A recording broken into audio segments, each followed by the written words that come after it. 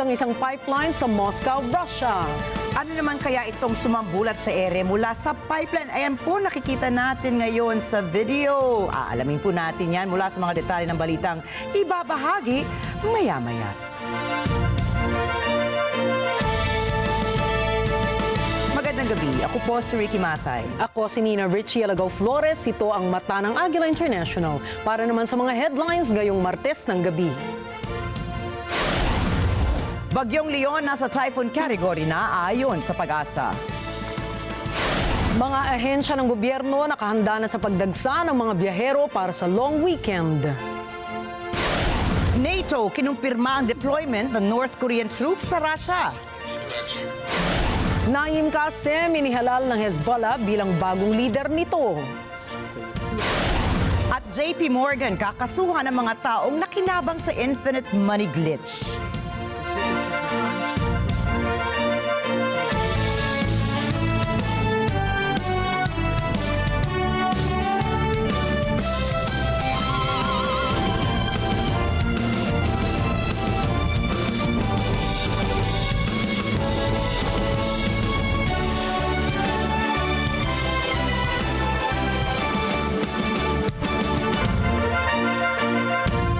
Nasa 125 ang bilang ng mga nasawi dahil sa hagupit ng Bagyong Christine sa ating bansa. Ayon po yan mismo sa NDRRMC.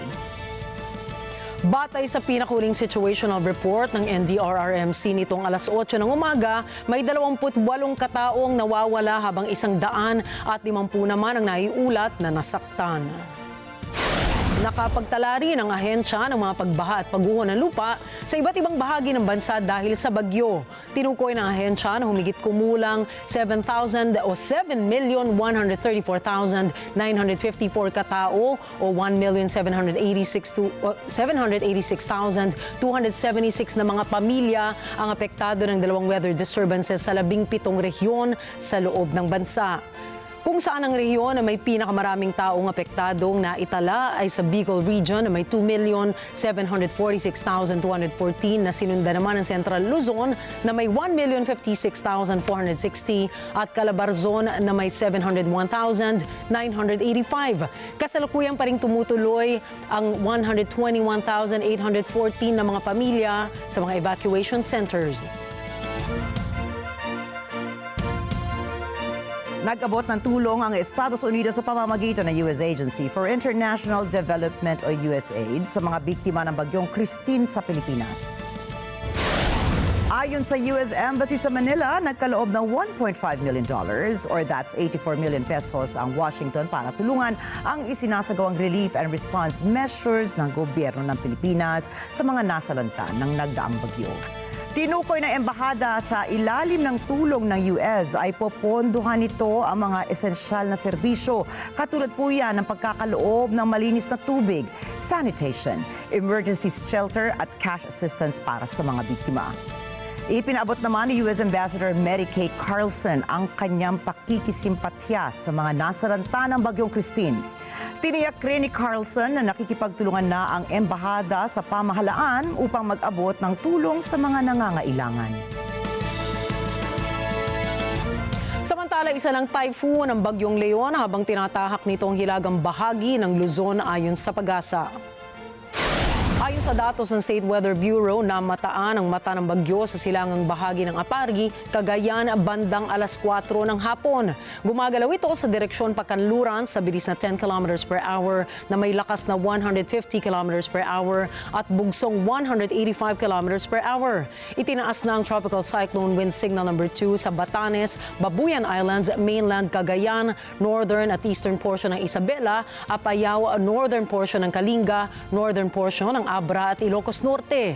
Signal number 1 naman sa mga lugar na natitirang bahagi ng Isabela, Quirino, Nueva Vizcaya, rest of Kalinga, Mountain Province, Ifugao, Benguet, the rest of Abra, Ilocos Sur, La Union, eastern portion ng Nueva Ecija, Aurora, northern at eastern portion ng Quezon Province, Polillo Islands, Camarines Norte, Catanduanes, Albay at northern portion ng Sorsogon.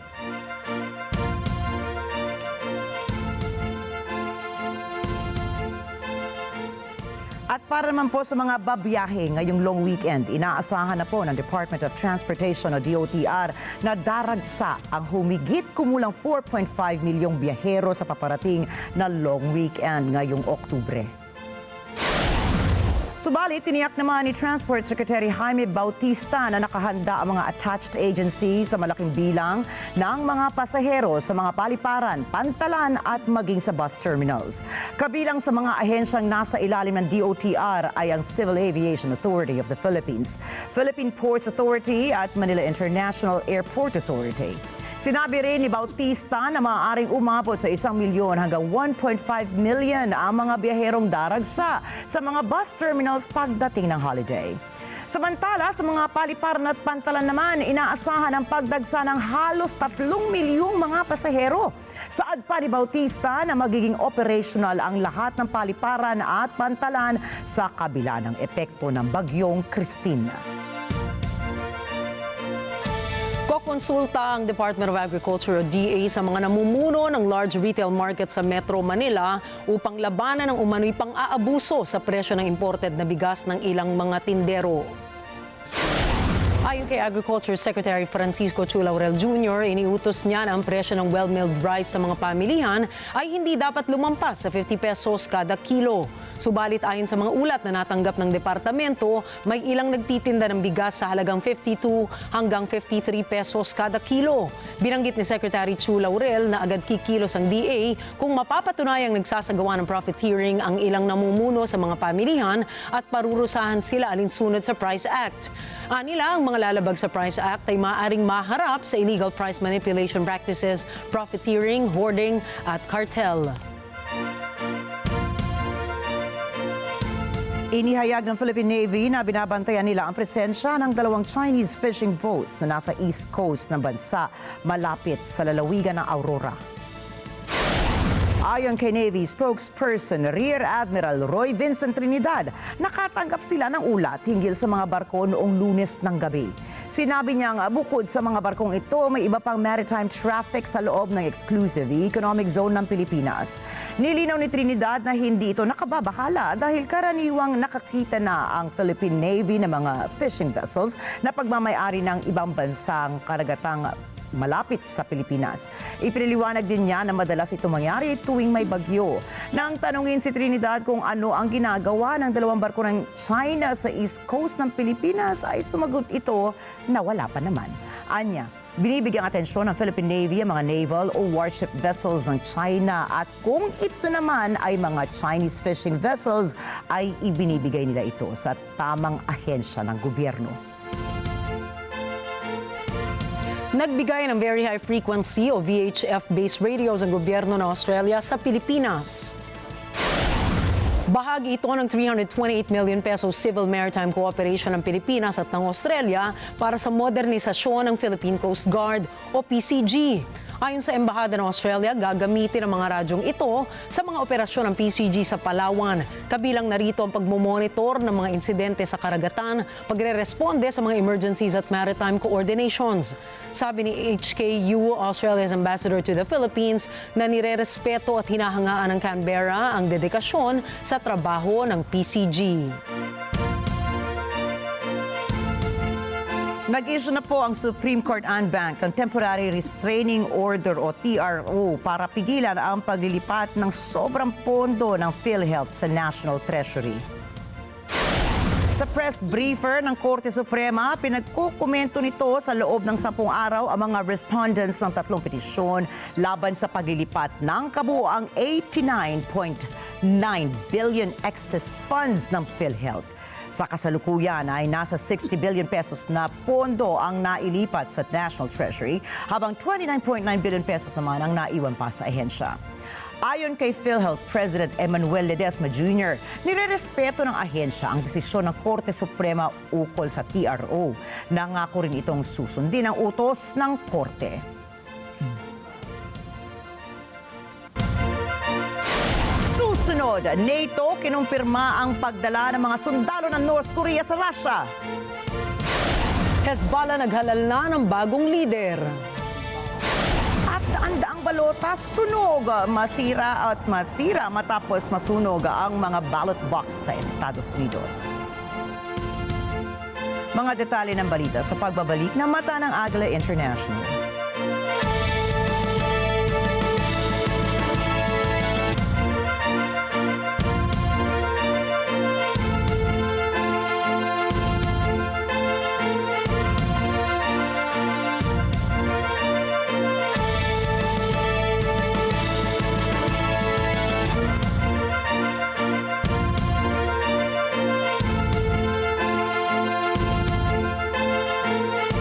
Mga maiinit na balita at rumaratsyad ang usapan ng bayan. ihahatid namin sa 100%! 100% ang pagbabalita. 100% talakayan. Lunes hanggang Biyernes. Alas 5 hanggang alas 7 ng umaga. Live na live sa Radyo Agila 1062 Mega Manila. At sa NET25 100%! Sa NET25, let's net together.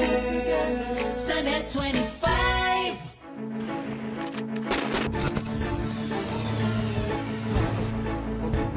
Alam namin ang iyong pagsisikap. Dama namin ang iyong mga sakripisyo. Kita namin ang pagharap mo sa bawat pagsubok. Kaya sa kabila ng mga hamon ng buhay, nandito kami para umalalay.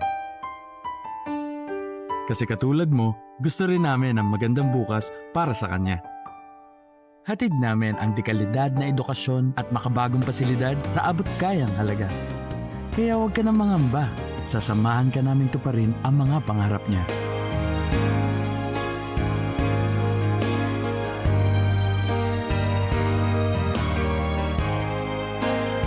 Maaasahan mong sulit dito ang mga pinagsikapan mo.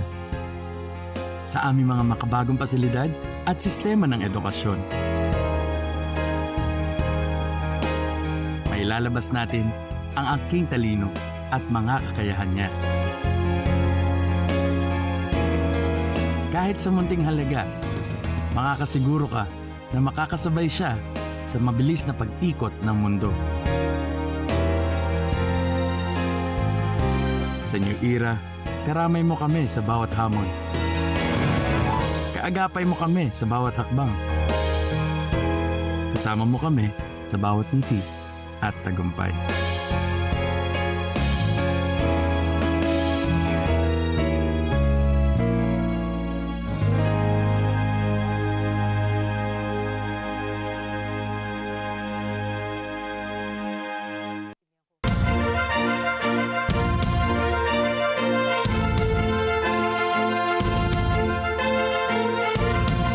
Bibisitahin ni Indonesian President Prabowo Subianto ang China at Estados Unidos bilang bahagi ng kanyang 5-country trip ilang linggo matapos manungkulan bilang leader ng bansa.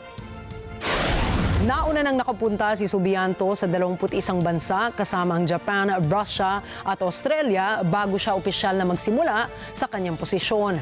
Sa kanyang mga pagbisita, binibigyang diin niyang patuloy na pagsuporta sa prinsipyo ng non-alignment ng Indonesia sa ilalim ng kanyang administrasyon. Ngayon, iniulat ng isang local newspaper na kasama sa bibisitahing mga bansa ang China, US, Peru, Brazil at United Kingdom. Gayunpaman, wala pang kumpirmasyon mula sa Indonesian Foreign Ministry o sa spokesperson ni Prabowo hinggil sa foreign trip nito.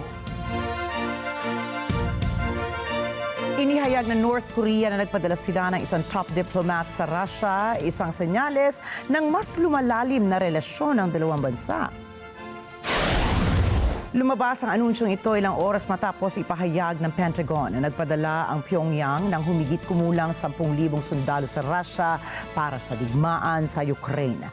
Iniulat ng State News Agency KCNA na isang delegasyon sa pangunguna ni North Korean Foreign Minister Cho Son-hui ay tumungo sa Russia noong Lunes. Subalit, hindi nila tinukoy ang layunin ng pagbisita. Ayon naman sa South Korea, maaaring kasama sa mission ni Choi ang mga pag-uusap ukol sa pagpapadala ng karagdagang mga sundalo sa Russia at kung ano ang makukuha nila pabalik para dito. Kinumpirma ng North Atlantic Treaty Organization ng NATO ang pagpapadala ng North Korea ng kanilang sundalo sa Russia. Today, I can confirm that North Korean troops have been sent to Russia and that North Korean military units have been deployed to the Kursk region. The deployment of North Korean troops represents one, a significant escalation in the DPRK's ongoing involvement in Russia's illegal war. Two, yet another breach of UN Security Council resolutions. And three, a dangerous expansion of Russia's war. NATO calls on Russia and the DPRK to cease these actions immediately. The deepening military cooperation between Russia and North Korea is a threat to both the Indo-Pacific and Euro-Atlantic security. It undermines peace on the Korean Peninsula and fuels the Russian war against Ukraine. Sinabi ni NATO Secretary General Mark Rutte na kumpirma lamang niya ito matapos ang ginawang pulong niya sa mga opisyal ng Security and Defense ng South Korea. Kasabay nito, inanunsyo ng South Korea ang kanilang pagkabahala sa posibleng pagdestino ng matataas na opisyal at karagdagang sundalo ng North Korea sa front lines ng giyera ng Russia at ng Ukraine. Dagdag pa nito na ang nasabing hakbang ng North Korea ay nagpapakita ng pagpapalala ng tensyon sa nasabing lugar matapos mamataan ang kanilang mga sundalo sa Kursk region sa gitna ng dalawang bansa. Ayon kay Lee Seong-kwon na miyembro ng Parliamentary Intelligence Committee ay tinuturuan ng Russian military ang mga sundalo ng North Korea ng kanilang military terminology. Dagdag pa nito na tinatansya nilang naghahanda ang North Korea na magpalipad ng bagong military reconnaissance satellites sa tulong na ibinigay ng Moscow para palakasin ang kanilang space program. Una nang itinanggi ni Russian President Vladimir Putin ang ulat na may mga sundalo ng North Korea itong kinuha para labanan ang Ukraine. 북한과 러시아 간의 병력 이송이 진행 중인 것으로 판단되며 고위급 중장성을 포함한 일부 인원의 전선 이동 가능성을 열어두고 확인 중에 있다고 합니다. 북한의 노동자 송출도 꾸준히 이어져서 금년 들어서 4천여 명의 노동자가 파견된 것으로 추산을 하고 있습니다. Nadismaya ang UK Conservative Party sa planong pagdagdag ng buwis ni Prime Minister Keir Starmer. Ayon nila sa General Election Manifesto ni Starmer at ng Labour Party, walang magiging dagdag na buwis sa value-added tax, national insurance o maging sa income tax ng mga manggagawa.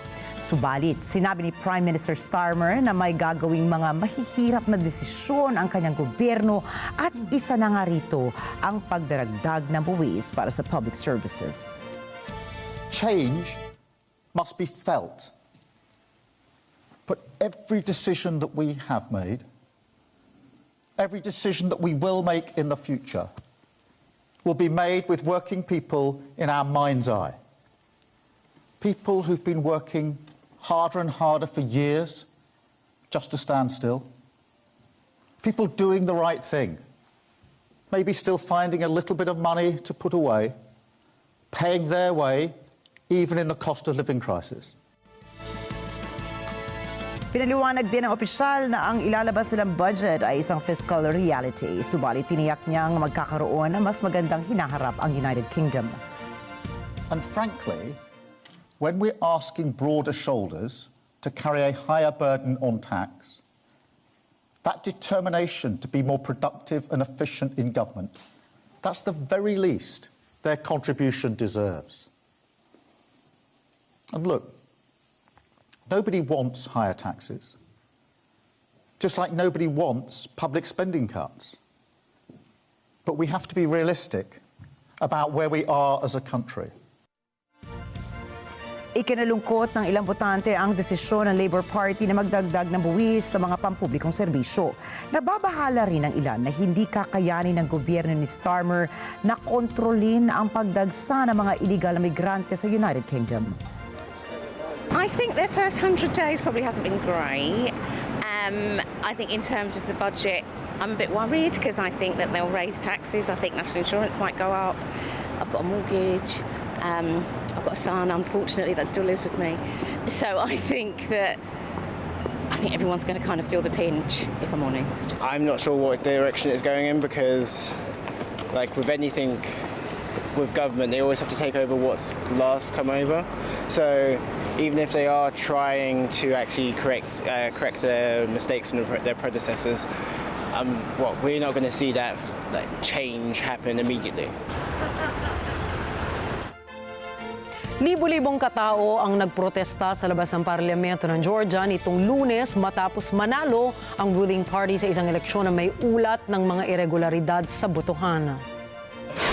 Nakalagay sa mga placard ng mga nagpoprotesta ang salitang stolen na itinaas nila sa harap ng parlamento. Sinasabi nila na mayroong pandaraya na nangyari sa eleksyon at ito ang pinaglalabanan nila sa protesta sa kabisera ng Tbilisi. Ang ruling party na Georgian Dream na pinapatibay ang ugnayan sa Russia ay nakakuha ng halos 54% ng boto sa eleksyon noong Sabado. Ngunit hindi ito kinikilala ng oposisyon sa bansa na nagsasabi namang ibo-boycott nila ang kapulungan. Hiniling din ng Estados Unidos at ng European Union ang isang masusing investigasyon sa kanilang tinatawag na hindi patas na eleksyon sa Georgia. Iniulat ng Lebanese militant group na Hezbollah ang pagkakahirang kay Naim Qassem bilang kanilang bagong leader.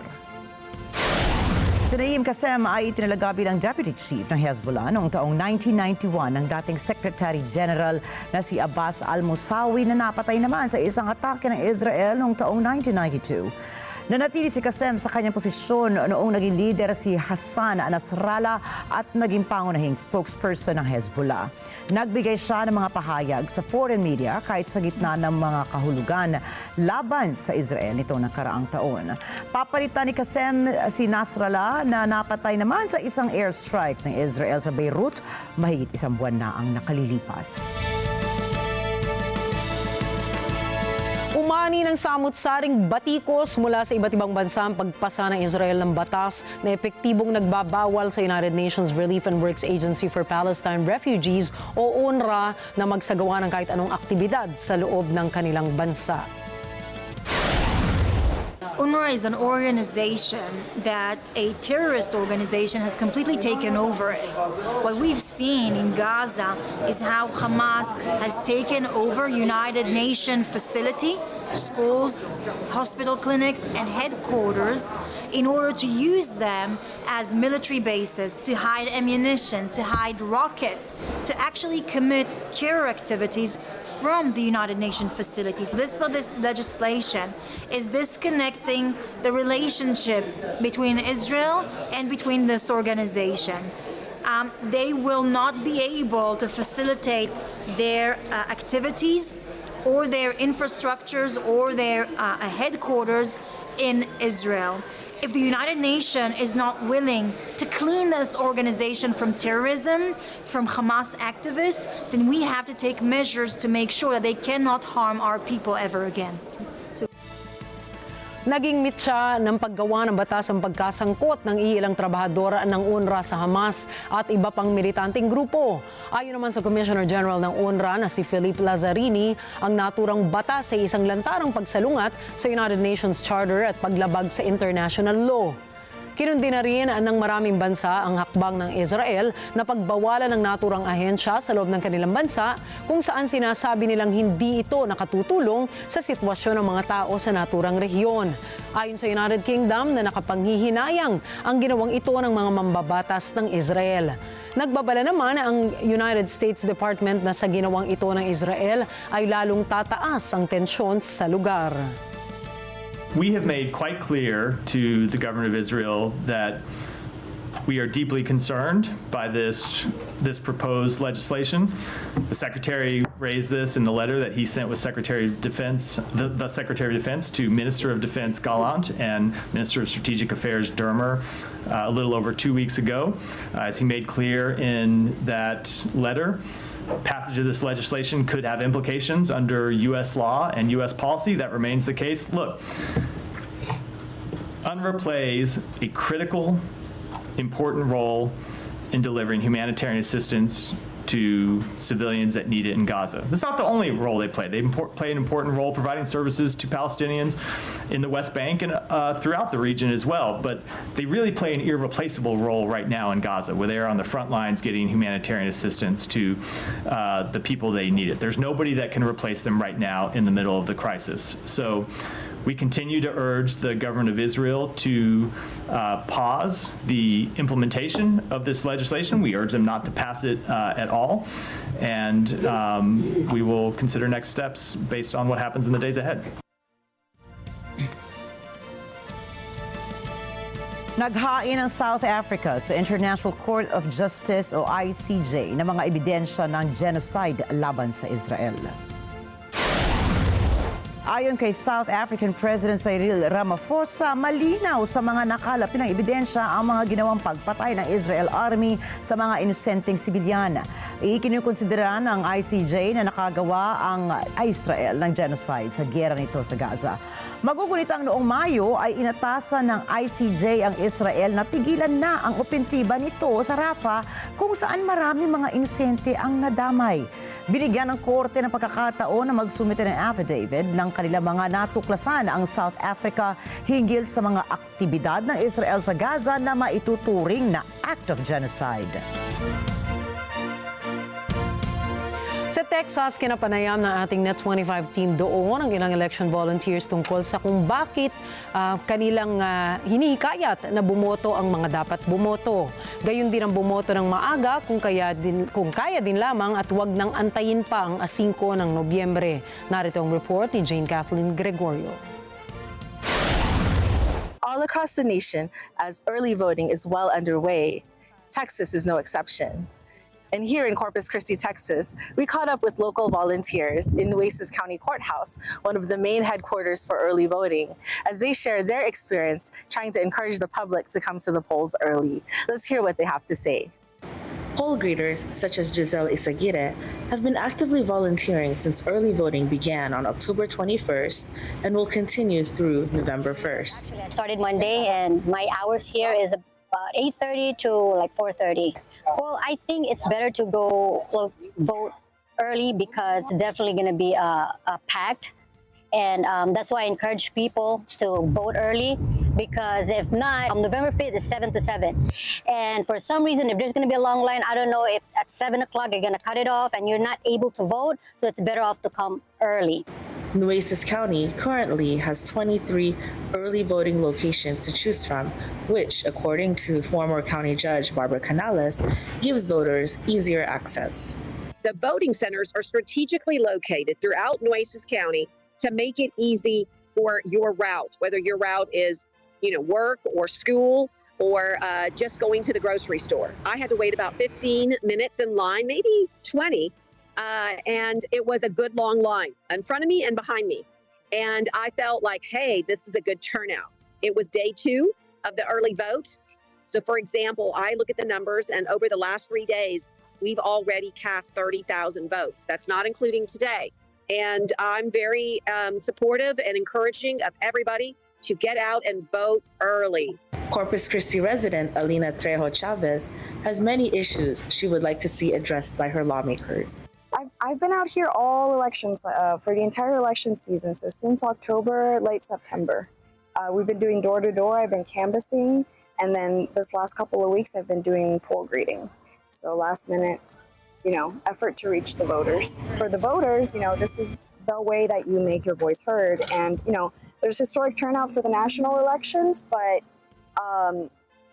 at the city elections, which is what I'm here volunteering for, handfuls of votes matter. So your vote as an individual makes such a big difference here in a city election, a local election, precinct elections, things like that, judge elections. So coming out to vote for, the national presidential elections is really fun, gets people motivated, but your voice and your influence is really, really heard and it's multiplied at a local level. Don't forget to vote! Jane Kathleen Gregorio, Mata ng Agila International. Trusted, connected, on point. Sa Wisconsin, USA, inireport ng mga opisyal ng eleksyon na halos 40% ang itinaas ng bilang ng early voters. Ito ay kung ikukumpara sa 2020 election cycle. Narito po ang report ni Jeff Sanidad. Nagsimula na rin ang early voting noong Martes sa mahigpit na battleground state ng Wisconsin. At noong Biyernes ng umaga, ayon sa Wisconsin Elections Commission, mayroong 292,702 na mga botante na ang bumoto ng in-person. Ito ay kapansin-pansing pagtaas mula sa 209,665 sa parehong panahon noong 2020. Samantala, halos 922,000 absentee ballots na ang ni-request ng mga botante sa estado na mahigit sa 715,000 na ang naibalik sa mail o in person. Ang Wisconsin ay may mayamang kasaysayan ng eleksyon. Nakatanggap ng statehood ang estado noong Mayo 1848. Ito ay nanatiling Republican hanggang 1928. Humilig ito sa Partidong Demokratiko noong Great Depression at World War II. At bumalik muli sa Republican noong mid-40s hanggang 1984. Nagkaroon ng victory streak ang Democrat sa loob ng 7 eleksyon mula 1988 hanggang 2012. Subalit naputol ang trend na ito noong 2016 nang natalo ni Republican Donald Trump si Democrat Hillary Clinton na 0.7%. At noong 2020, balik Democrat ang Wisconsin nang manalo naman si Joe Biden laban kay Trump. Kamakailan nagpahayag ang Wisconsin Republicans ng kanilang intensyon na suportahan si Vice President Kamala Harris para sa pagkapangulo. Ito ay isang matapang na paghiwalay kay Trump dahil sa kanilang pag-aalala ukol sa katapatan nito sa konstitusyon. Magpapatuloy ang early voting hanggang Linggo at 3 ng Nobyembre. Upang mabilang, lahat ng absentee ballots ay kailangang matanggap ng local clerks alas 8 ng gabi sa araw ng eleksyon, 5 ng Nobyembre. Jeff Sanidad para sa Mata ng Agila International. Trusted, connected, on point. Natagpo ang sunog ang mga ballot box sa estado ng Oregon at Washington sa Estados Unidos nitong Lunes. Ayon sa mga otoridad, konektado ang mga insidenteng ito kasama pang isang nasunog rin na ballot box sa isa pang lungsod sa Washington noong simula ng Oktubre. Sa unang ulat sa pulisya, agad na rumesponde ang mga security services at mabilis na naapula ang apoy. Makalipas ang halos kalahating oras, naiulat muli ang isa pang ballot box na nasusunog na mabilis din namang naapula. Bagamat mabilis ang pagtugon, daan-daang balota pa rin ang nasira at hindi pa tiyak ng opisyal ang bilang ng mga nawawala. Natukoy na ng mga pulis ang isang sasakyan na suspect na nakita sa surveillance footage at patuloy silang nag-iimbestiga upang tukuyin ang may kagagawan. Sa Canada naman po, daan-daang mga US-eligible voters doon ang hinihikayat na makiisa sa absentee voting kaugnay ng US presidential election sa Nobyembre. Ang tanong, sapat po ba ang mga botanteng makikiisa upang magkaroon ng pagkakaiba pagdating sa balota? Narito pong report ni Shallow Lightness. Walang tiyak na bilang ng Americans ang nakatira sa Canada. Ngunit iniistimang nasa 800,000 ang mga ito. Batay sa bilang na ito, sinasabi ng US Federal Voting Assistance Program na higit na 600,000 ay may karapatang bumoto sa November elections. Ngunit hindi sila pipila para bumoto tulad ng mga ito. Kailangan nilang makakuha ng absentee ballot sa tulong ng US Consulate. Naghanda ang consulate ng mga drop boxes para sa mga balota na ipadadala naman sa mga estado sa Amerika kung saan nakarehistro ang botante. Kapwa nangihimok ang Republican at Democratic Party sa mga botante na lumabas at bumoto. Kapwa may Canadian branches ang mga grupong Democrats abroad at Republicans overseas. Gamit ng mga ito ang social media upang akitin ang mga tao upang makibahagi sa eleksyon. Dito sa Canada, ma-access sa cable television system ang lahat ng major American networks na nagpapalabas hindi lamang ng balita kundi pati na rin ng political advertising. Kahit sa isang Filipino channel rito, may political ads din para sa botohan sa Nobyembre. Subalit sa dulo, malamang ay wala ring diferensya ang mga botong ito sa pangkalahatang resulta.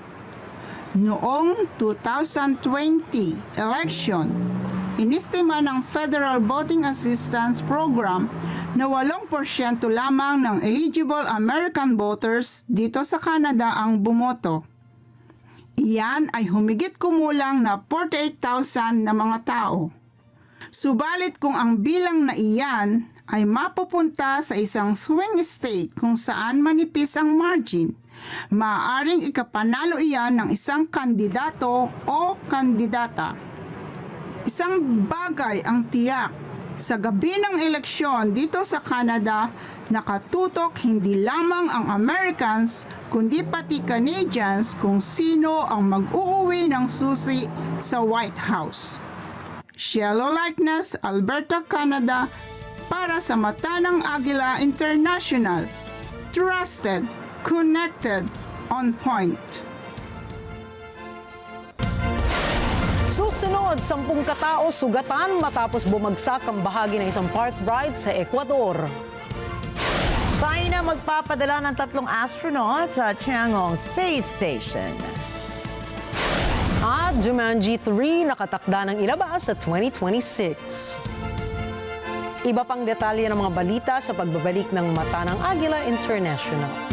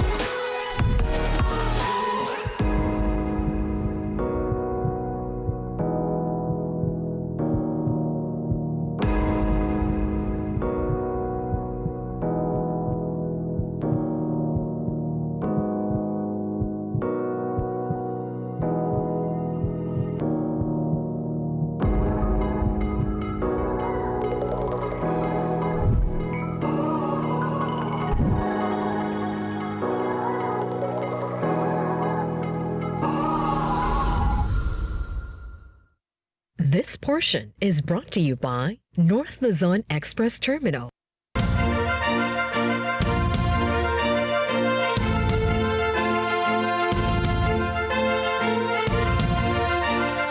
At pasintabi po muna sa mga kumakain dahil kakaibang fountain po itong susunod nating balita. Dahil sumambulat kasi sa ere ang isa 180-footer na tinatawag na poop fountain matapos sumabog ang isang pipeline sa Russia. Kitang-kita po sa video ang pagkalat ng kulay brown na tubig at mga debris sa palibot ng isang high-rise building sa Moscow. Naglabas naman ng isang pahayag ang Gazprom, ang Russian Energy Corporation, para ipaliwanag ang nangyaring pagsabog. Ayon sa Gazprom, sumabog ang pipeline dahil sa isinagawang routinary air fumigation cleanout procedure. Patuloy naman ang containment efforts ng mga otoridad para ma-minimize ang health risk na dala ng pagsabog ng poop fountain sa mga residente. Samantala, Nasaktan ng 10 katao matapos bumagsak ang bahagi ng amusement park ride sa Ecuador. Ayon sa mga nakasaksi, nahulog ang 10 katao mula sa ride kung saan 6 sa mga ito ay napuruhan. Kita sa video ang park ride na gumagana na parang isang pendulum. Makalipas ang ilang sandali ay bumigay ang isang parte ng ride na sumusuporta sa basket na may sakay na mga tao. Sumaklolo naman ang mga bumbero mula Daule at Somborondon sa mga biktima ng insidente. Pagkatapos ng insidente ay bumisita ang mga tauhan ng Daule Police Station para isara ang amusement park.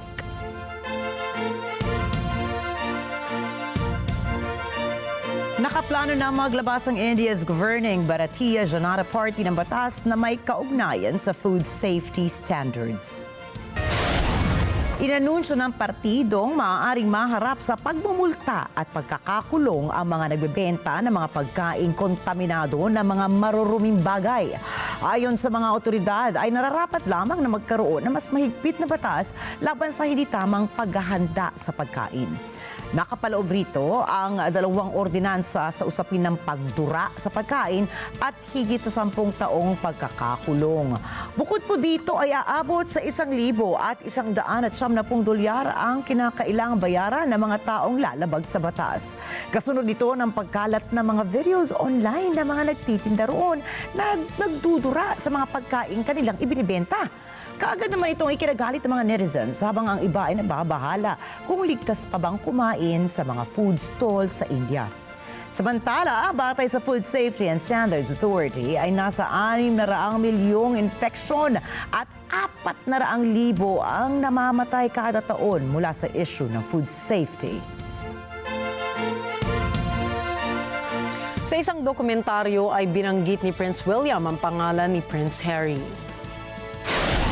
Marami ang nagulat dahil pagkatapos ng halos 6 na taon ay ito ang unang beses na binanggit ng Prince of Wales ang pangalan ng Duke of Sussex. Kinuwento niya na noong siya ay 10 o 11 taong gulang ay pinakilala silang magkapatid ni Princess Diana sa mga homeless people. Doon niya naisip na magkakaiba pala ang buhay ng mga tao. At sinabi niyang ito ang nagtulak sa kanya para itayo ang Homewards Initiative, isang organisasyon na tumutulong sa mga taong walang tahanan. Dagdag pa ng Prince of Wales, naging inspirasyon niya si Princess Diana sa pagtatayo ng Homewards Initiative. Nais din ni Prince William na ibahagi ang inisyatibong ito sa kanyang mga anak na sina Prince George, Princess Charlotte at Prince Louis. Git ng prinsipe, mahalagang malaman ito ng kanyang mga anak upang maintindihan nila ang nangyayari sa buong kapaligiran at hindi lamang sila nabubuhay sa sarili nilang mga mundo.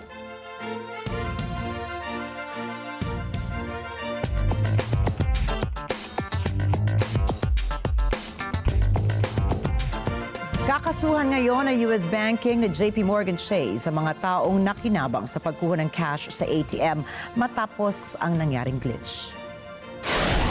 Matatandaan nitong nakarambuan na mag-viral online ang infinite money glitch kung saan ang mga customers ay nakakuha ng pera mula sa mga ATMs. Kasunod dito ay 2 tao at 2 negosyo ngayon ang nakatakdang dumalo sa hukuman sa Houston, sa Miami at sa Los Angeles. Ipinababalik sa mga ito ang nakuhang pera kasama na ang interes ng overdraft fees at legal expense damage ng bangko. Ayon sa bangko ay responsibilidad nilang labanan at hulihin ang mga taong sangkot sa iligal na pagkuha ng pera sa panahon ng glitch. Iginiit nilang dapat managot sa batas ang lahat ng mga customers ng bangko at walang makaliligtas sa pagbabayad ng malaking halaga na kanilang kinuha. Ayon kay Philips Chief Executive Roy Jacobs, bumaba ang third quarter sales ng kanilang kumpanya sa China. Hindi na nagbigay ng eksaktong sales report si Jacobs, ngunit sinabi nito na ibababa ng Philips ang sales outlook nito ngayong taon. Batay sa ibang datos, bumaba ang sales ng Philips ng 5% sa personal health segment. Paliwanag ng Philips ay apektado ang sales nito dahil sa mababang consumer confidence sa China at ng kasalukuyang anti-corruption campaign ng Beijing sa mga ospital doon.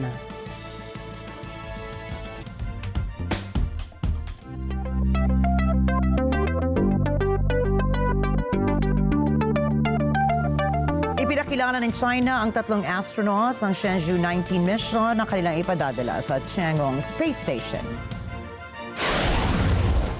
Ayon sa Beijing, pangungunahan ni Kai Shih ang misyon kasama sina Lingdong at Wang Haoxi. Layo na misyon na magsagawa ng scientific experiments sa low Earth orbit sa loob ng Chang'e Space Station. Nakatakdang lumipad naman ang crew ng Shenzhou sa October 30. 面对空间站应用于发展阶段的任务形式、特点规律，我们乘组与科技人员一起迭代更新训练理念，完善训练方法，提升训练效益。特别是聚焦零失误、零差错目标要求，着重提升操作品质和在轨应急情况的处置能力。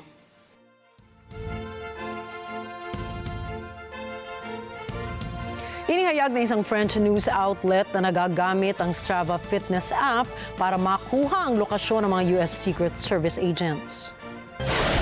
Ayon sa investigasyon ng Le Monde, mula sa impormasyon na makukuha mula sa Strava, ay dito nalalaman ang lokasyon at posible na ang kinaroroonan ni US President Joe Biden at former President Donald Trump mula sa posisyon ng mga bodyguards nila. Subalit itinanggi ito ng US Secret Service at sinabing hindi sila naniniwala na nakokompromiso ng Strava ang kanilang serbisyo. Paliwanag ng Secret Service, hindi nila pinapayagan ang kanilang staff na gumamit ng electronic devices sa tuwing sila ay on duty sa kanilang protective assignments.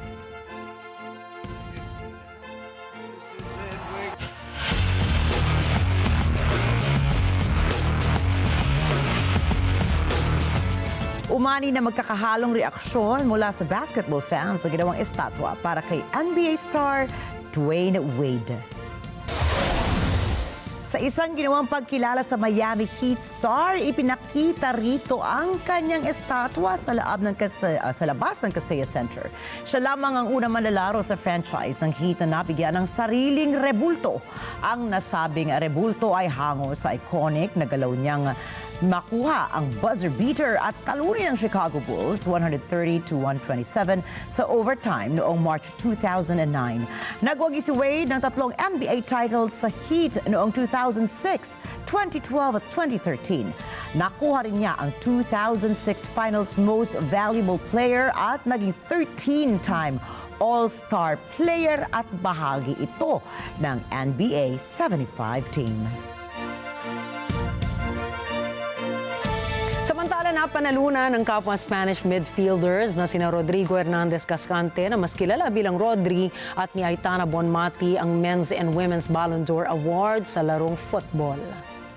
I was a kid watching Messi and Cristiano lifting this kind of trophies every year, and my dream was to play one day with them, never to stand here talking to you right now. So this talks about that is a process, you know. I mean, I think in the Euros, I think when I never put a target on myself to be this kind of player, you know. If you see the mountain, if you're in the low back, of course it's going to be very, very high. But if you have like small goals every day in your life, you will increase your level. One day you will be, I'm very high, you know. And this is, I think, what happened. I never think of winning a Ballon d'Or, but the last years, I think I perform in the highest level of football. And the people that both consider that they were romantic about the football I did, so very pleased.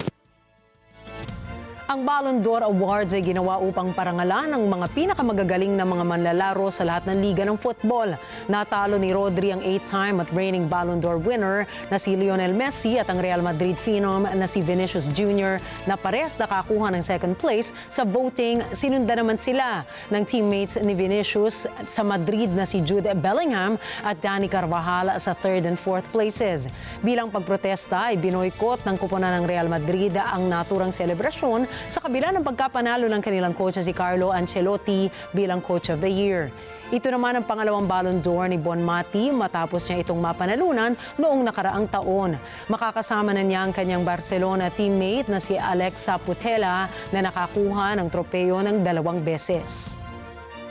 Mujer, pues la realidad es que cuesta, ¿no?, hacerse un hueco en el mundo del fútbol porque es o era un mundo para hombres, pero creo que nosotras, las generaciones de ahora, más todas las que lucharon anteriormente, estamos consiguiendo que cada vez sea un mundo más igualitario o que al menos todas las chicas que quieran jugar y dedicarse puedan tener esa oportunidad que antes nosotras no teníamos, ¿no? Así que me siento muy orgullosa de estar hoy aquí recogiendo mi segundo Balón de Oro.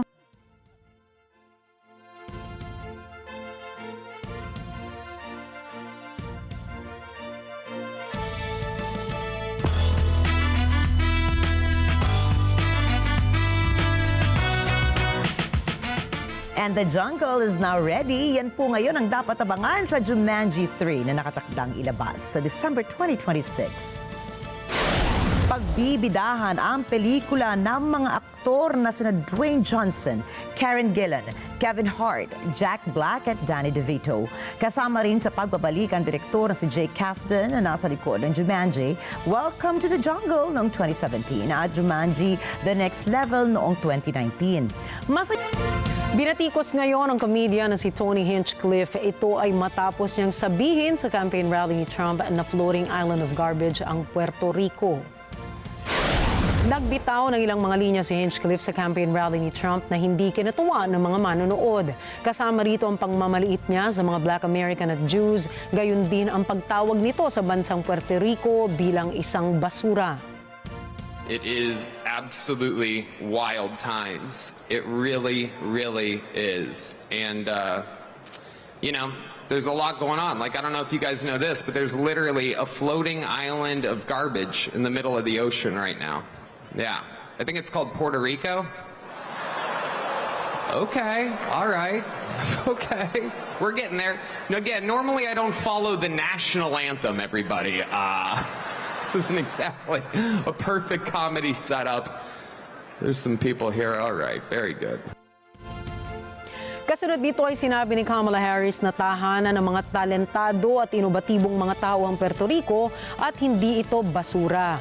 Dagdag pa rito na suportado rin niya na ayusin ang problema ng bansa sa electrical grid maging sa usapin ng pagbibigay ng pondo para sa ikauunlad nito.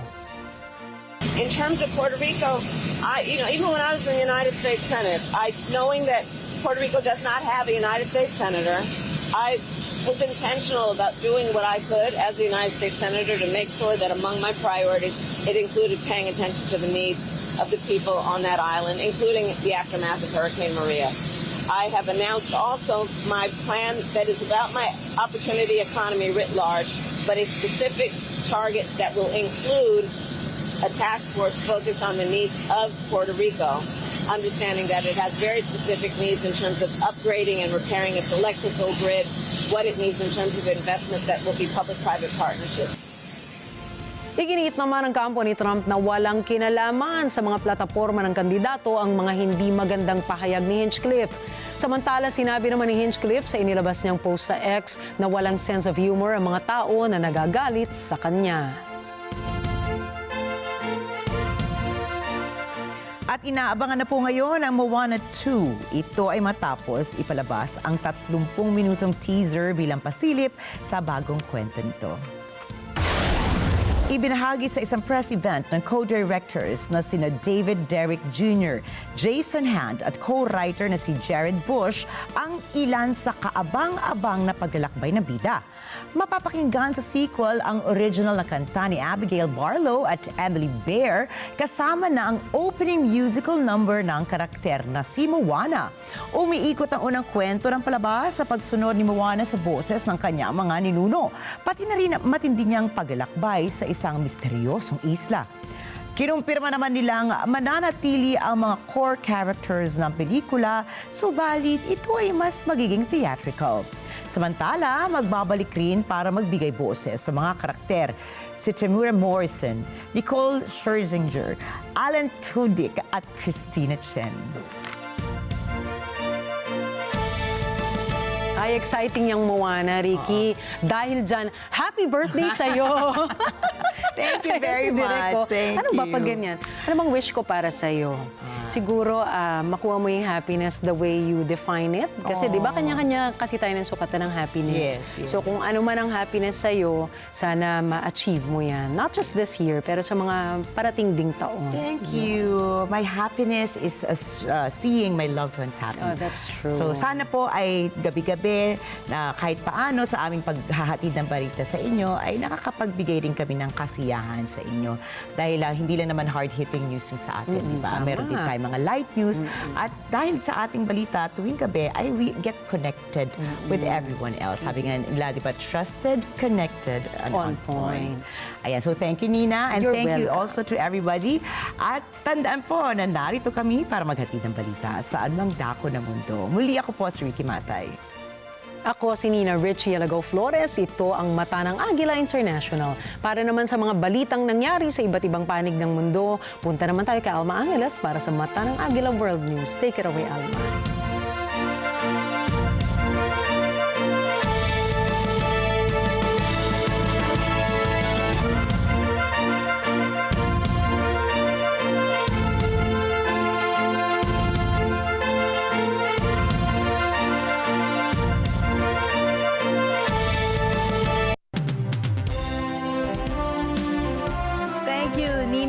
And Ricky, happy birthday to you. All right, now let's go to the headlines. With just 8 days until the election, controversy erupts over a comedian's performance at Donald Trump's Madison Square Gardens rally. During the rally, the performers sparked outrage with remarks that many are calling racist and sexist. Going on. Like, I don't know if you guys know this, but there's literally a floating island of garbage in the middle of the ocean right now. Yeah. I think it's called Puerto Rico. Analysts are now examining whether this inflammatory rhetoric at the event could impact the crucial Latino vote in battleground states. He said it in the wrong way, wrong time, and wrong place. And the news starts now.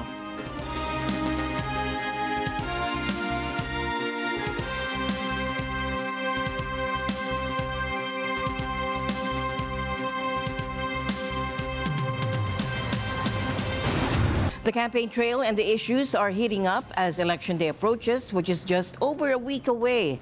And both camps are traversing crucial battleground states as we approach the last few days before voters cast their ballots. Take a look. As we enter the final stretch before voters head to the polls, both campaigns are crisscrossing key battleground states. Tonight, Vice President Harris is making multiple stops in Michigan, while former President Trump is rallying supporters down in Georgia. We can all see that Donald Trump is even more unstable and more unhinged, and now he wants unchecked power. And this time, there will be no one there to stop him. Wrong word, camera. And we're closer to World War III than we've ever been. We've never been so close, and we're going to be closer yet, because we have people that don't know what they're doing unless we win. But even then, you have a period of time before January 20th. But it's Trump's rally in Madison Square Garden this past Sunday that's really caught attention. What was supposed to be his closing argument turned into a major lightning rod for controversy. At the event, several speakers took aim at Vice President Harris, with one even calling her Antichrist. However, comedian Tony Hinchcliffe's jokes about Puerto Rico drew significant backlash, especially as both candidates are vying for the Latino vote. Going on. Like, I don't know if you guys know this, but there's literally a floating island of garbage in the middle of the ocean right now. Yeah. I think it's called Puerto Rico. I think last night Donald Trump's event in Madison Square Garden really highlighted a point that I've been making throughout this campaign. He is focused and actually fixated on his grievances, on himself, and on dividing our country. Trump's running mate, Senator J.D. Vance, stepped in to defend those remarks. And my response was, can we all just take a chill pill and take a joke from time to time? This is ridiculous. The Trump campaign insists that any controversial content was cut from pre-approved speeches. though questions linger about their vetting process. Meanwhile, many Republican leaders are trying to distance themselves from the rhetoric coming out of that rally. After casting his early vote in Delaware, President Biden didn't hold back his thoughts. It's embarrassing. Just simply embarrassing. It's beneath any president, but that's what we're getting used to. While the Trump campaign claims these remarks don't reflect the former president's views, sources indicate there's rising concern about how this controversy might affect the crucial final days of campaigning. Or joke about that, like that. He said it in the wrong way, wrong time, and wrong place. He's in New York. New York it's full of Puerto Rican. So I don't think he should have said. Yeah, so sad about that. I don't like that they say that to Puerto Rico. They're doing the best too, but there's a lot of lies. A major shakeup in the media world tonight as one of America's most influential newspapers breaks with decades of tradition. The Washington Post will not endorse a presidential candidate this year, a dramatic departure from its half-century practice. Sources say a planned endorsement for Vice President Harris was halted after intervention from the paper's owner, Amazon founder Jeff Bezos. The fallout has been swift. Veteran columnist Robert Kagan resigned in protest, while former staffers are publicly criticizing the decision. This follows a similar move by the Los Angeles Times, where billionaire owner Patrick Soon-Shiong reportedly stopped a Harris endorsement, leading to 3 editorial board resignations. The decisions by both papers have triggered thousands of subscription cancellations, highlighting readers' strong reactions to this break in tradition. Presidential endorsements do nothing to tip the scales of an election, Bezos wrote. What presidential endorsements actually do is create a perception of bias, a perception of non-independence. Ending them is the principal decision, and it's the right one. The subscription cancellations as of midday represented about 8% of the paper's circulation of 2.5 million. In North Carolina, USA, the number of early voters breaks records. Let's hear from a voter there what she fears and what she is hopeful for the most when it comes to the very nearing election next week. And here's NET25's Bernadette Rangini for the report.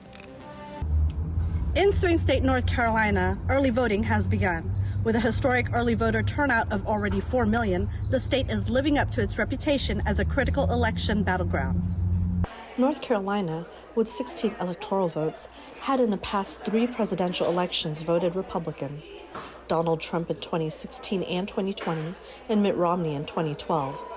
Only in 2008, after 7 presidential elections, did the state vote for a Democratic candidate, Barack Obama. Before that, the last time a Democratic presidential candidate won there was Jimmy Carter in 1976. This time, however, polls show that the fight between Donald Trump and Kamala Harris is very close. Voter Christine Baldrias shares with NET25 not only her fears but her hopes when it comes to the November election.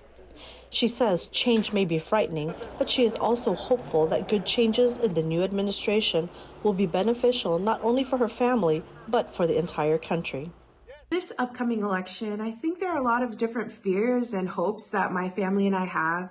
I'm a mom of 2 boys and a wife to a husband, and we definitely have some fears. I think with the new administration, you're just nervous about change in general. I think sometimes you get complacent and you get content with the way things are. Even if you're not necessarily super satisfied or happy with the way things are, you're just fearful of change in general. And so with a new president or a new administration, I think we fear that there could be a lot of change that could come about that doesn't necessarily align with our morals, our standards, our views on things, and maybe doesn't necessarily align with the way we want to raise our children, our family. And so with this election coming up, again, we have a lot of fears, but we also are very hopeful. Our family and I are looking onward and forward to hopefully some good change socially and economically. Early voting in North Carolina ends on November 2nd, 3 days before the general election on the 5th. Bernadette Rangini for NET25 World News. On Sunday, Republican presidential candidate Donald Trump takes a break from battleground states campaign to hold a rally in New York. And according to the former president's supporters, the issues that matter most to them are the economy, the flow of migrants, and the expanding conflict in the Middle East. In Manhattan, here's NET25's Joanne Soriano with a story. The polls are officially open in New York for early voting as the nation decides who will be our next president. New York is typically known as a blue state, voting Democratic in past elections for President Biden and for former President Barack Obama. Winning New York for Kamala Harris would garner 28 electoral votes from the state towards the 270 needed to be elected president. Former President Donald Trump took a break from campaigning in battleground states to return to his hometown on Sunday, where he held a rally at Madison Square Garden, the world-famous arena that has hosted major political events throughout history. The rally included speakers such as billionaire Elon Musk and officials including his vice president running mate Senator J.D. Vance and Speaker Mike Johnson. We asked attendees what issues they cared about the most in this election. I would think immigration, number one, and I suppose economic, number two. For me, the most important issues are the economy, the border crisis, and wars. I mean, the economy, it was much better under the Trump administration. Right now, we see rampant inflation, money being sent overseas. Brings me to my second point, wars. Under the Trump administration, the United States got in no new wars. We kept ourselves out of wars and got out of wars. And then the border crisis. I mean, people are coming in through the border at unprecedented rates, millions and millions of people, and these are all just three of the major issues. They're really important to me, and I'm sure a lot of other Americans. For Renata and her family who are visiting New York from Argentina, it was important for them to show their support. Because we think that Trump is similar to our president, and we think that he's really good. Our president is Milei. Well, he's also very clever very wise with economy and those things, so we came here to support him. Despite months of campaigning for both candidates, national polls are showing this is going to be a close race. Joanne Soriano for NET25 World News. In a related news, let's find out how the U.S. absentee voting system in Canada will affect or not the results of the very tight presidential race. Expat Americans living in Canada are being encouraged by both the Republicans and Democrats to vote in the November 5th presidential election. But will enough of them cast a ballot to make a difference? Thomas I. Likeness for more. There are no hard numbers on the number of Americans living in Canada. It could be as high as 800,000. And of those, the U.S. Federal Voting Assistance Program estimates more than 600,000 of them are eligible to vote in the November election. But you won't see them lining up to cast a ballot like these folks here. Instead, they'll have to obtain an absentee ballot, which can be arranged by contacting a U.S. consulate. The consulates have even set up drop boxes for ballots, which are then sent on to the state the voter is registered in. Both political parties are trying to get the vote out in Canada. Two groups, Democrats abroad and Republicans overseas, have Canadian branches. They're using social media to try to encourage people to take part in the election. And Americans here are far from isolated when it comes to political news in their country. Canada's cable television system includes all of the major American networks, which carry not only news, but political advertising. Even one Filipino channel we subscribe to here is carrying political ads for the November vote. In the end, though, it may not make much of a difference to the overall result. In the 2020 election, the Federal Voting Assistance Program estimated that just 8% of eligible American voters living in Canada cast a ballot. That works out to about 48,000 people. But if enough of those votes are cast in a swing state where the margins are razor thin, they could be enough to propel a candidate to victory, at least in that state. One thing for sure, though, come election night here in Canada, Americans and Canadians both will be watching to see who will be the next person to get the keys to the White House. Thomas I. Likeness, NET25 World News. Now, as of Sunday, about 635,000 absentee and early voting ballots have been cast in Nevada, a battleground state. This in a neck-and-neck presidential race in the U.S. NET25's Anna Cui reports. Early voting for the general election started on October 19 in Nevada, with over 1.4 million active registered voters in Clark County, more commonly known for the city of Las Vegas. Early voting continues through November 1st. As of Sunday, more than 635 ballots, including mail, absentee, and in-person ballots, were accepted, according to a report from the Secretary of State's office. This is a 32.2% turnout of eligible registered voters so far. Overall, more registered Republicans have voted thus far at 40% compared to 35% Democrat and 25% third party. Every vote mattered, but the results in Nevada as one of the 7 battleground states will play a key role in determining the winner. With only 6 electoral votes, Nevada has the least count compared to the other swing states. Polls show the race is close in the battleground states, so Nevada's handful of votes could make that push to reach 270, handing the win to either Vice President Kamala Harris or former President Donald Trump. Nevada has leaned Democratic in every presidential election since 2008. We talked to a couple of voters about their expectations and hopes, no matter who takes on the White House in January 2025. I am from Colombia. I came legally to this country. I love this country. I have my family here, my husband, my kids. I love this country, what this country has offered me, giving me an opportunity.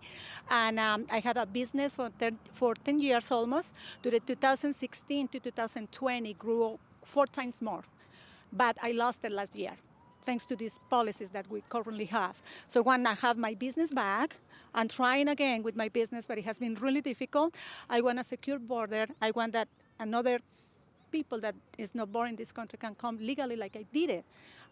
You have to do the things legally to get blessed. I just feel when I go out shopping, anything in grocery, is expensive. Anything I can see is expensive more than before. That's I hope the new president is help us and make everybody survive and live like better. In general, I want a big change. I want we can put gas with less money. I want to be able to afford groceries. Again, not to be checking, we have to stop. No more, because it's going to be $500 again every Sunday. We go Sundays to Costco, and every Sunday is $500. We cannot keep doing this. So now we had to go always okay, we cannot take this, we cannot take this. I didn't have to do that before. The presidential candidate who's won Nevada has gone on to win the White House in 10 of the last 12 elections. And so it's no wonder both Vice President Kamala Harris and former President Donald Trump have already made several visits to the Silver State, with yet another scheduled rally in the coming week. Anna Cui for NET25 World News. South Korean lawmakers are raising red flags today, saying some high-ranking North Korean military officials and troops currently stationed in Russia might be heading to the front lines in Ukraine. Take a look.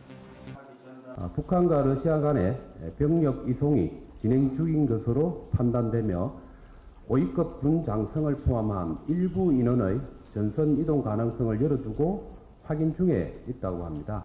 And this comes after a briefing with South Korea's spy agency amid NATO confirmation that North Korea has deployed military units to Russia's Kursk region right along the Ukrainian border. Today, I can confirm that North Korean troops have been sent to Russia and that North Korean military units have been deployed to the Kursk region. The deployment of North Korean troops represents a significant escalation in the DPRK's ongoing involvement in Russia's illegal war. 2, yet another breach of UN Security Council resolutions. And 3, a dangerous expansion of Russia's war. NATO calls on Russia and the DPRK to cease these actions immediately. The deepening military cooperation between Russia and North Korea is a threat to both the Indo-Pacific and Euro-Atlantic security. It undermines peace on the Korean peninsula and fuels the Russian war against Ukraine. But the deployment of North Korean troops to Kursk is also a sign of Putin's growing desperation.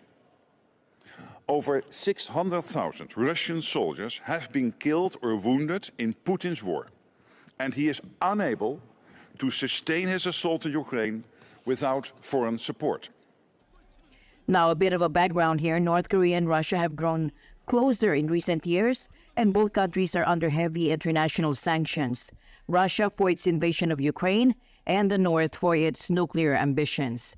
This alliance reportedly includes an exchange of resources, with North Korea supplying military support and, in return, gaining technology from Moscow that could strengthen its missile and satellite programs. 김정은에 대한 암살 등을 의식해서 통신 제밍 차량 운용, 드론 탐지 장비 도입 추진 등 경호 수위를 격상하고 있다고 했습니다. Adding to the intrigue, Kim Jong-un's daughter, Kim Jo-ae, is also seeing her status rise.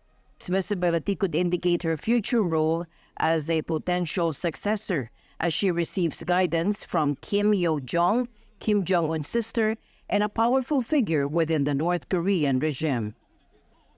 김정은의 딸 김주애와 관련해서는 노출되는 빈도를 조절해 가면서 당 행사까지 그 활동 범위를 넓히는 가운데 김여정의 안내를 받거나 최선희의 보좌를 받는 등 활동이 그리고 그 지위가 일부 격상된 것으로 보인다고 했습니다. And the news continues here on NET25 World News. We'll be right back. Stay tuned.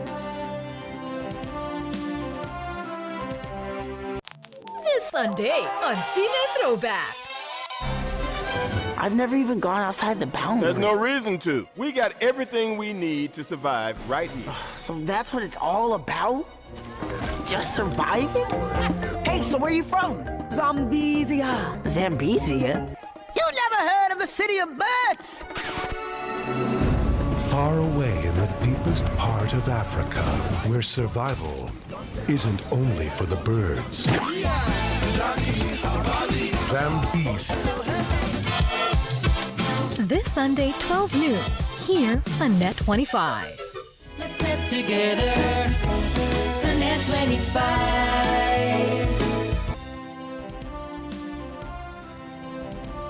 Ambassador to the U.S. Kevin Rudd think about China's economic goals and the future of U.S.-China relations. At a recent forum, Rudd's also a former Australian Prime Minister, offered insights from his new book about China's President Xi Jinping. Take a look. If in the future we face national security contingencies arising from a military crisis with Taiwan, and we find ourselves internationally economically isolated, how do we best make preparations for that? And so we become nationally self-reliant in these new technology areas, including semiconductors. Rudd explained that Xi Jinping sees the forces of historical change as inevitably leading to China's success. According to Rudd, Xi's Marxist-Leninist outlook strongly shapes his belief that history is on China's side. And in the big sort of periods of Chinese history, whether it's the Mao period, whether it's the Deng period, whether it's the Xi Jinping period, ideology has been used as a vehicle by successive Chinese political leaders to define the band of meaning within which policy and political discourse can occur. And therefore, in our understanding of change within China, understanding how the ideology changes over time, is used by the party and therefore should be meaningful for the rest of us to signal to China's 100 million strong party members that profound changes are occurring. Rudd says he wrote this book with Washington policymakers in mind, hoping to give them a better understanding of the shift Xi is making within China. One of the things I'm most often asked by international political and corporate leaders is this: how is Xi Jinping changing China? And then most importantly, parallel to that, why? Why have we seen such a dramatic set of changes in Chinese politics, the economy, foreign policy, security policy? And so this began to sort of weigh on my mind and therefore gave rise to what became a doctoral dissertation at Oxford at the tender age of 59. Asked about the chances of conflict between the U.S. and China, Rudd sounded hopeful. He acknowledged the tensions but pointed out that both countries have opportunities to cooperate and find common ground. Nothing in this business of international relations is inevitable. Why do I say that? There is something called human and political agency. In the end, Rudd thinks that despite the underlying strains, the U.S. and China can manage their competition and even work together on big issues like climate change. For him, this approach is key to keeping the complex relationship between the two superpowers on track. So the second thing is that what I argue in the original book, The Avoidable War, is therefore a realist frame, but still one which seeks to manage competition between great powers, what I call managed strategic competition, is a credible way forward. It's complex, as argued in the book, but it provides agency for states, in this case Beijing and Washington, to look at what are their fundamental strategic red lines, how do they deter each other in relation to those red lines. Secondly, how do you create guardrails to reduce the risk of crisis, conflict and war by accident as opposed to by design? Thirdly, can you have non-lethal economic competition across trade, investment, technology, capital flows, and God knows about the rest? In other news tonight, Datuk Seri Najib Razak will soon learn his fate 6 years after facing charges over the 1MDB scandal. Justice Colin Lawrence Sequeira, who is now a Court of Appeal judge, will announce his decision after reviewing the prosecution's case. Last week, on October 24, Najib publicly apologized for his role in the 1MDB financial scandal, which came through a letter read by his son Mohammed Nizar at a press conference in Kuala Lumpur. First and foremost, it pains me every day to know that the 1MDB debacle happened under my watch as Minister of Finance and Prime Minister. For that, I would like to apologize unreservedly to the Malaysian people. Najib co-founded 1MDB in 2009 during his time as Prime Minister. The fund has since become the center of investigation in several countries, including the U.S. and Switzerland, over the alleged misappropriation of more than $4.5 billion by top officials and their associates. Malaysia's top court upheld Najib's guilty verdict in 2022 for corruption and money laundering, linked to about $10 million from SRC International. A 1MDB unit sentenced him to 12 years in prison, a sentence later halved by a pardons board chaired by Malaysia's former king. His apology follows news that Malaysia's 2025 budget plans include a proposed law next year to introduce house arrest as an alternative punishment for certain offenses. The World Meteorological Organization is issuing a warning, stressing that this development is a clear sign that immediate action is required to prevent catastrophic climate change. A recent UN report reveals that greenhouse gas concentrations have reached an all-time high. Carbon dioxide is accumulating in the atmosphere faster than at any time experienced during human existence. And because of the extremely long lifetime of CO2 in the atmosphere, we are committed to rising temperatures for many, many years to come. Yet again, unfortunately, we have to report that long-lived greenhouse gases, that's carbon dioxide, methane, and nitrous oxide, are all at record levels. In 2004, the concentration of carbon dioxide in the atmosphere was 377.1 parts per million. In 2023, 20 years later, it was at 420 parts per million, according to data from WMO's Global Atmosphere Watch Network. This is an increase of 42.9 parts per million, or 11.4% in just 20 years. We have not seen these levels of CO2 in the history of humanity.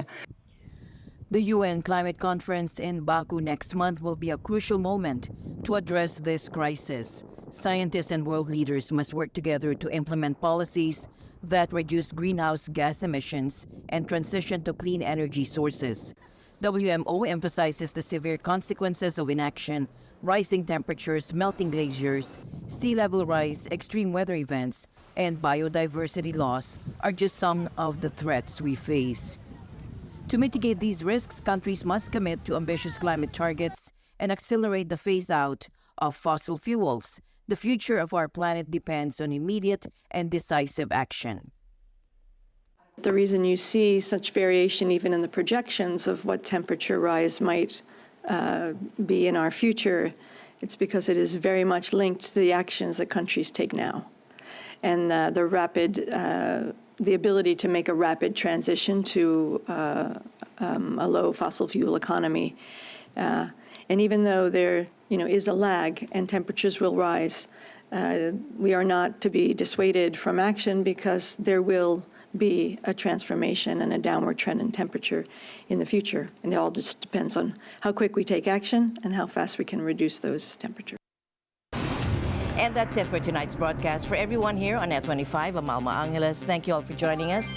Good night.